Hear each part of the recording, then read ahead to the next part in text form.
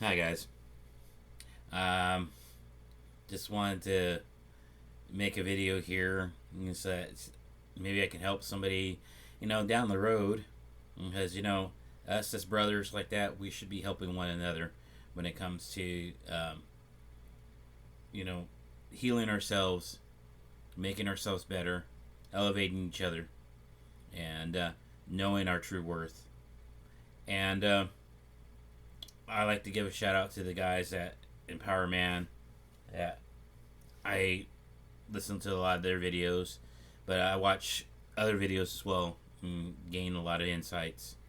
So, just want to say that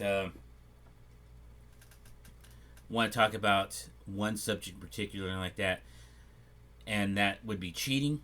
And the question I have is cheating really a change in life?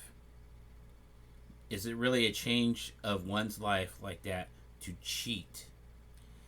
And the reason why I'm going through this question is I recently went through not kind of a tumultuous time trying to connect with somebody, and she brought up to light a lot of things during that time when I was trying to uh, basically start a relationship because really wasn't looking for anything, and it kind of happened, but I guess it kind of was a lesson for me to learn at that particular point. Um, Kind of made me, well, she didn't really make me. I can't really say that. you know, she encouraged me, you know, intently to write a letter to my ex, let her know that I released her, even though I really did let her go, previously, before. But I decided, hey, it was worth it. I thought it was worth, doing, so that she knew I was making an effort. That I was listening to her, hearing what she has to say, and I value what she had to say. Uh, so that kind of, you know, didn't really fizzle out, but it didn't really go the way I expected it. So I decided, like, I really don't care, about my ex, seeing my Facebook account because it's not like she's going to go looking for me anyways. So I unblocked my ex. And I was like, okay, let me just see how her life is going. And it's not because I want to stalk her or, I want to see, oh, is she doing a lot better, is she doing better than me, like, or anything of the sort. So I look at her Facebook page and I see her pictures of her with her new man, like that. You know, it's okay. You know that she if she wants to be with this guy, that's fine. You know, I already know. I mean, the whole process was that she found this guy because she was cheating on me on a gaming platform called Second Life. Found this guy who's a 50-some-year-old preacher, married for 30 years, same thing as me and my ex, cheating on his wife with mine, being on a social platform known for virtual being virtual world where you're basically living your life through an avatar, through a lie, basically. You're basically living a fantasy life through an avatar, having sex through an avatar, you know, artificial sex. So here's somebody who's supposed to be preaching the word, and a lot of my family thinks oh my god, it sounds like a predator. Could be. I'm not going to make that determination, nor am I going to say that he is. I'm just putting that out there. I'm not calling him names and not making a determination about him. I really don't know the guy.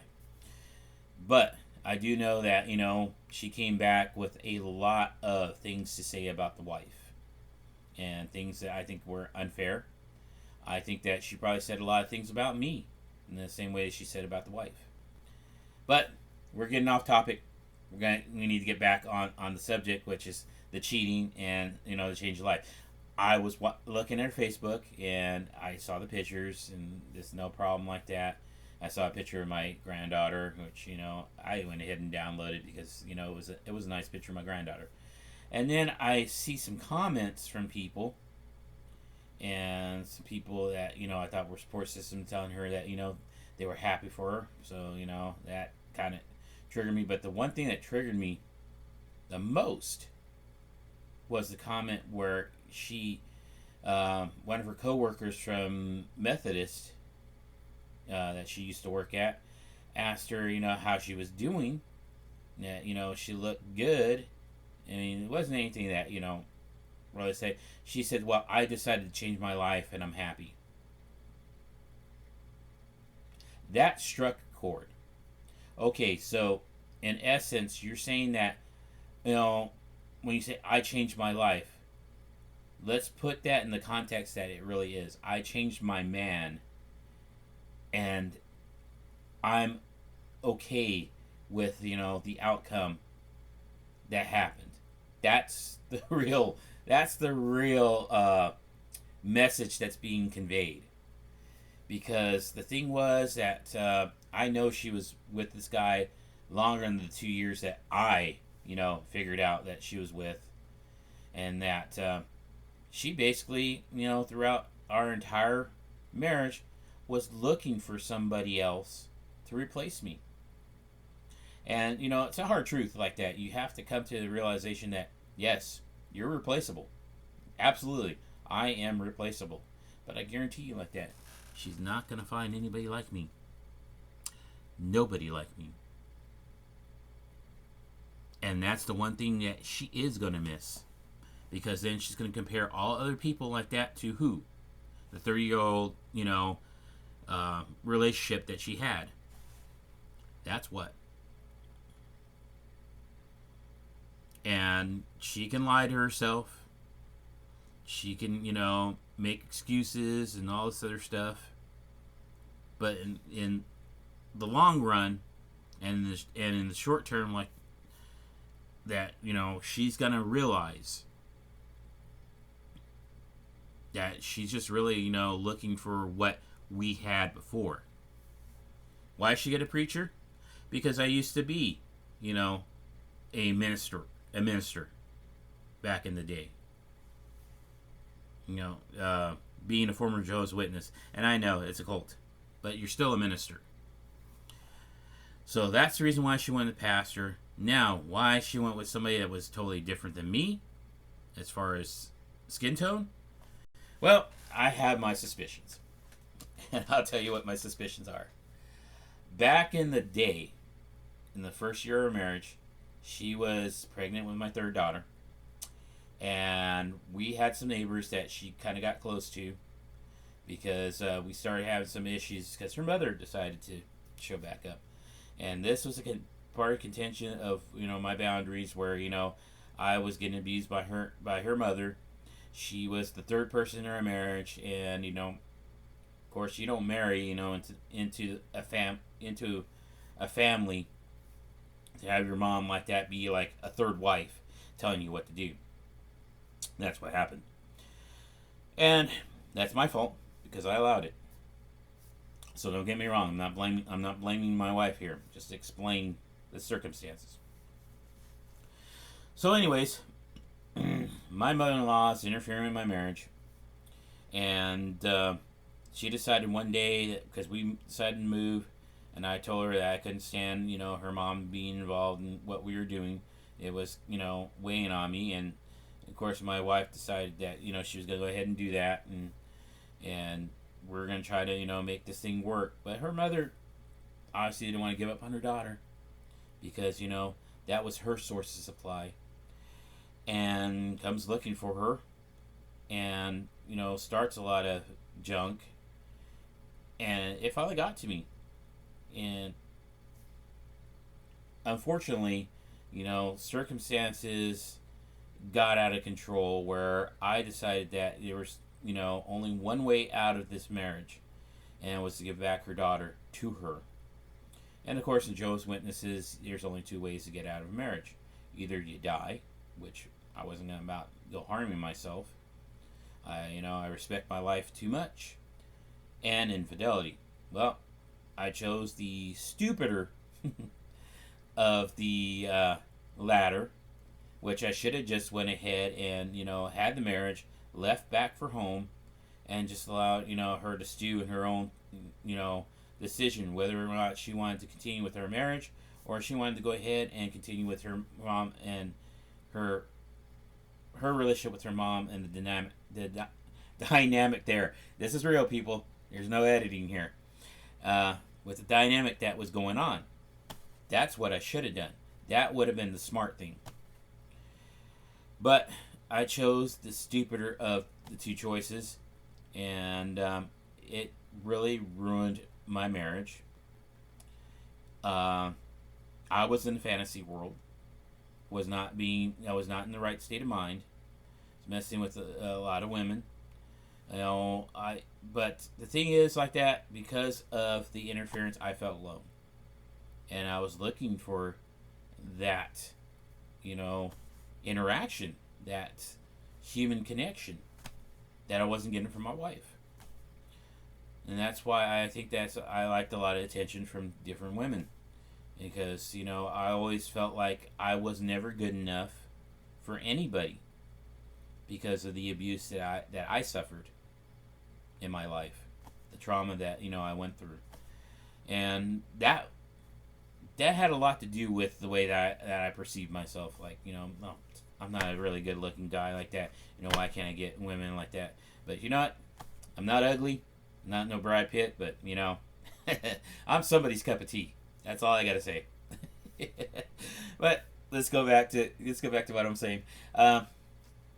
That did cause a lot of things, and the one thing that really caused contention in the relationship was a question she asked me afterwards, and that she's like telling me that she loves me like that. She says, "But are you ever gonna leave me again?" And I told her the absolute truth. That answered the question. I said, "Honey, I can't guarantee that." That's all I said. I can't guarantee that. And that wasn't that I was saying that, oh, yes, I'm going to leave you again like that. Or, some other woman's going to come and swoop me up like that and I'm going to leave off with her. I mean, I spent 30 years with this woman. What does that tell you? But the reason I said that was because it was a absolutely truthful statement. Anything could happen with me. But most importantly, that statement was to say, if you're going to allow your mom to keep abusing me, I'm not going to stick around. And, I did not did not live up to that expectation, because afterwards like that, I kind of was empathetic to her mother. I moved her down here.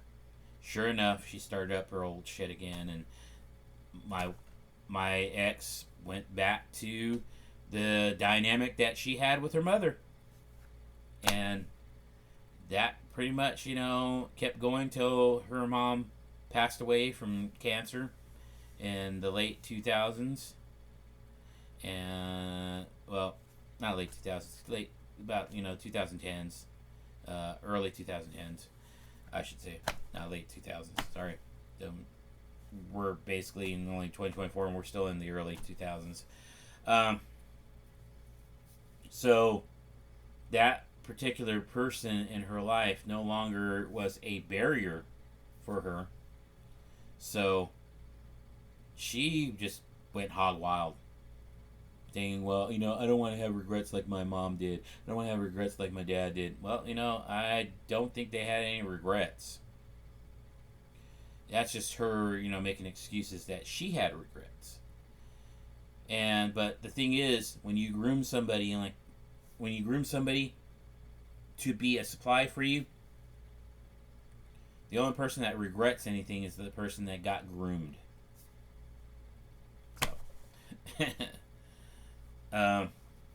So, yes, cheating does not mean that your life is any better because all of a sudden you found somebody that is going to basically do what you want. is going to live up to your delusional expectations of what a relationship is. And I do mean delusional. Because she lived in such a fantasy world where she thought that she was going to have this wonderful life with me, and that she was going to be able to get away from her parents. She was going to be able to have sex whenever she wanted. Because, let's face it, Jehovah's Witnesses are very, very repressed sexually. And it didn't happen. And be honest like that, there was no love there because of one statement that was told to my dad whenever, this all happened and she decided to leave me. She said, your son wouldn't change. Your son just didn't want to change. Well, who was trying to change me? It wasn't me. If I refused to change, okay, it was because I was not being honest with myself. Because the only person who can change me is me. And that means, delving deep into my issues, my traumas, and going and getting help. But did she communicate that to me? That, hey, I think that you got some issues, Stephen. I think that you need to go ahead and, seek some professional help. No, it was never communicated. We never had hard conversations. And I know for a fact, and I'm not even too sure she's even going to therapy anymore, but I know for a fact that her therapist like that was basically, what's the word I'm looking for? Not really catering to her. She was placating her. Letting her think that, she was in the right, that I was the narcissist. Because the fact is that, I kept telling her that her mom was an issue in our marriage like that. And how dare I, use that as an excuse. And that every other little thing that, I used was a crutch. That, I used that as a way to hold myself up. I guarantee you that's not the case. But I guarantee you, on that side, it does sound like projecting. So,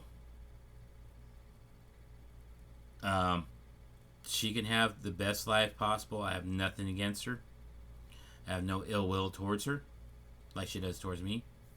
I've forgiven her for what she's done because it is really not her fault. She does have some accountability in this, yes. Now, I will say that much because she's just as, guilty as I am of why this marriage dissolved. Why, this marriage did not continue. But the majority of the fault is on me personally because myself allowed things to occur and allowed things to go beyond the scope of what they should have. So, to say that cheating is a change of life is totally delusional. So, guys, if you hear this, run fast, run as far as you can, and just work on yourself. Ask yourself the hard questions. Get yourself to where you are. Build yourself back up, because they will try to destroy you at every whim possible. And if you need to change a scenery like I do, because I'm going to Pennsylvania, I'm no longer staying here. Too many ghosts and too many things here stifling me in my growth.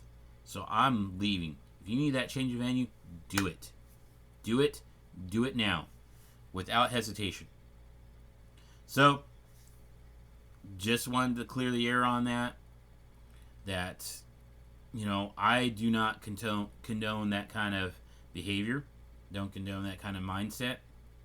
And any preachers out there who think that, cheating is acceptable, read your Bible. Read your Bible. Because it's not acceptable. And you have no business shepherding anyone in their spiritual awakening and in their spiritual journey. no business. That's all I gotta say, guys. Y'all have a wonderful day, and hopefully, I will be doing some videos from Pennsylvania on TikTok for those who are watching my TikTok, and I hope this helps somebody. Peace. Love yourself. Love each other. Take care of one another. We'll see you later.